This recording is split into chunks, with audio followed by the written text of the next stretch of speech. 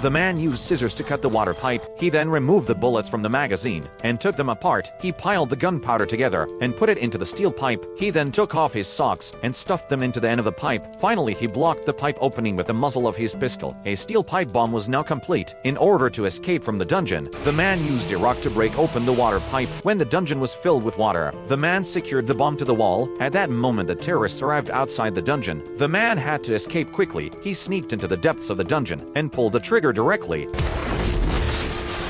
The man successfully escaped. He knocked the terrorists unconscious and jumped out the window. However, he was stopped by the police, who mistook him for a terrorist. At that moment, the man took the opportunity to knock down two police officers and turned to flee, but suddenly, the man was caught by the police again. At this point, the terrorists had also arrived. They were trying to kidnap the man and kept firing wildly at the police. The man tried to unlock the handcuffs, but they were already bloodthirsty. The police immediately dispatched special forces and began shooting at the terrorists. At this point, the terrorists picked up the cannonballs.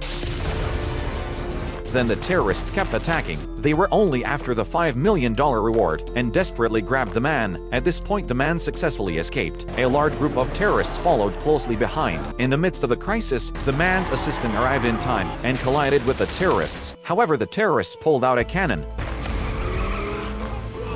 At this point, the police arrived, and the terrorists fired the cannon directly. As the train was about to lose control, the assistant took the opportunity to ram the terrorist's vehicle into the front. Ultimately, the man was successfully rescued.